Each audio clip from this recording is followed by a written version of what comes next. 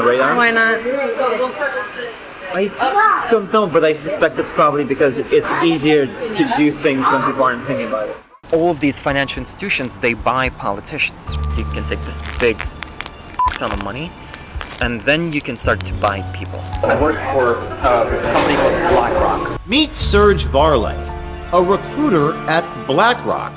Let me tell you, it's not through who's the president. It's who's controlling the wallet. So it's the, And who's that? the hedge funds, BlackRock, the banks. These guys run campaign financing. Yep, you can buy your candidates. Obviously, we have the system in place. First, there's the senators, and these guys are rich. You got 10 grand, you can buy a senator. I can give you 500K right now, no questions asked. Yeah. I'm gonna do this. We're done. Does like everybody do that? Does BlackRock do that? It doesn't matter who wins. You're still right. They're in my pocket at this point. Here's Serge Varlay on how good war is for BlackRock's business. Do you have any thoughts on the Ukraine-Russia war? Yeah, I mean, I do have thoughts. What are they? Ukraine is good for business. You know that, right? I'll give an example. Russia blows up Ukraine's grain silos. Price of wheat's gonna go mad up.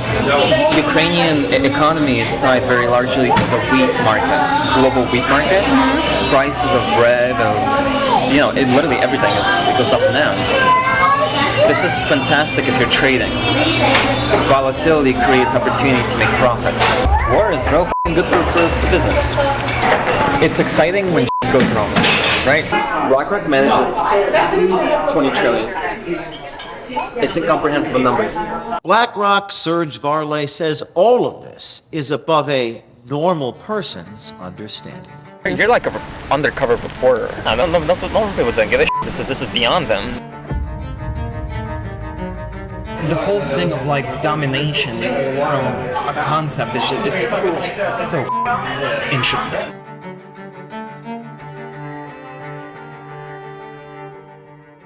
Hi, I'm James O'Keefe with OMG News. Here we are with our latest story, this time on BlackRock, one of the world's leading asset and investment managers, which owns significant shares of companies like Amazon, Microsoft, Anheuser-Busch, Meta, Target, Procter & Gamble, Comcast, CNN, Fox, and yes, Pfizer, just to name a few. At OMG, we do not shy away from exposing powerful companies, and we're not afraid of powerful people. So we decided to take a look for ourselves at the influence BlackRock has on our politics and the influence they have on our culture. So to do that, what better place to start a hidden camera investigation than into a self-described gatekeeper at BlackRock? Like, you're kind of like a fucking gatekeeper at BlackRock. Yeah, I am. I decide people's fates. Every fucking day, I literally decide how somebody's life is going to be shaped. That's so powerful. I love it. Yeah, it's I don't know, the whole thing of like domination from a concept is it's so interesting. Introducing Serge Varlay, whose LinkedIn says he's worked for Morgan Stanley, Citadel, and now as a recruiter at BlackRock. I work for a company called BlackRock. I'm not actually a finance guy. I know what happens because I'm recruiting people who do these things. I'm the person who headhunts people from other firms. So I would approach you and be like, hey, this is a good reason why you should come work for us. Serge tells us who really runs the world, how they do it, and just how much it costs to buy people, like politicians. Let me tell you, it's not through who's the president. It's who's controlling the wallet. So it's the, And who's that? the hedge funds, BlackRock, the banks. These guys run campaign financing. Yep, you can buy your candidates. How so? All of these financial institutions, they buy politicians. How do they run the world? You acquire stuff. You diversify, you acquire, you keep acquiring, you spend whatever you make in acquiring more. And at a certain point, your risk level is super low. Like, imagine you've invested in like 10 different industries, from food to drinks to like technology, right? One of them fails, it doesn't matter. You have 9 others to back you up. risk management is inherently in just about everything, and in the finance space, it's all about it's all about the money you make. You don't let it sit. You keep using it over and over, and it Reinvest. and it exponential growth.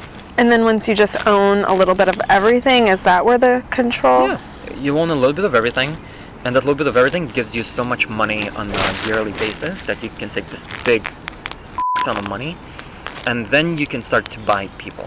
Obviously, we have this system in place. First, there's the senators, and these guys are cheap. You got 10 grand, you can buy a senator. It doesn't matter who wins. You're still right. They're in my pocket at this point. I can give you 500K right now, no questions asked. Yeah. Are you gonna do what needs to be done? They'd be like, yeah, of course. And why not? does everybody do that? Does BlackRock do that? The BlackRock recruiter also tells us about how the U.S. government relies on BlackRock for their economic simulation computational power. Economic simulation. They need to understand the impact of something, right? They're gonna raise the interest rate, for example. It's gonna create this cascade of various factors that people they're not sure what it's gonna do, basically. And just how f***ing great the Ukraine war is for business. Do you have any thoughts on the Ukraine-Russia war? Ukraine is good for business. You know that, right? We don't want the conflict to end. Why? We don't want the conflict to end as a country. The longer this goes on, the weaker Russia is. I'll give an example. Russia blows up Ukraine's grain silos. The price of wheat's gonna go mad up. So what are you gonna do if you're a trading firm? The moment that news hits, within a millisecond, you're gonna pump trades into whoever the wheat suppliers are, into their stocks. Within an hour or two, that stock goes up, and then you sell, and you just made, I don't know, however many mil. Why would a news channel promote a side in war? Because it's also good for business too. I mean, what's news? News, right? What does news feed on? They feed on strategy, they feed on up events. That's what people like to watch. So when it happens, it's good business. More viewers. When nothing's happening, watches news. I don't watch news. They're all pushing the same talking point. You generally, when you look at news, it's propaganda. Ukrainian economy is tied very largely to the wheat market, global wheat market. This is fantastic if you're trading. Volatility creates opportunity to make profit. War is real good for business. It's exciting when goes wrong, right? Serge also speaks on BlackRock-influenced news and even gave our journalists some tips. based on everything we know now, when they say to sell, does that mean we should buy? And so, yeah. It's like, Jim Cramer. If you do exactly the opposite of what he's advising, you actually make money. Huh? Yeah. It's called the inverse Cramer. They don't want to be in the news. They don't want people to talk about them. They don't want to be anywhere on the radar. Why not? I don't know, but I suspect it's probably because it's easier to do things when people aren't thinking about it. And when Serge was asked about insider trading and if Larry Fink recently sold $100 million in BlackRock shares, here is what he said. Larry Fink recently sold $100 million worth of BlackRock. Wow. Damn, Larry, that's not a good sign. The people who trade and make money, they do this the moment the information is out. And that info is typically disseminated at private levels first before it hits the mainstream. If you want to invest smart, there's a tracker that tracks all politicians and where they have their stocks. Preemptively, if we think the stock price is going to tank, we're going to sell so that we sell it high, it tanks, and we buy back. And we didn't make, but we preserved a few mil. But perhaps the most remarkable and profound comment by the BlackRock recruiter is the suggestion that nobody is going to care about what he is saying here or confessing here. Because as he says, quote, normal people don't give a shit. You're like an undercover reporter. Really? don't normal people worry about this stuff? No people don't give a shit. This is beyond them. That these types of questions my reporter asked are beyond all of you. The answer is something that you, the people, the consumers, the shareholders, couldn't possibly understand. It's been said that it's easier to fool a man than to convince him he's been fooled.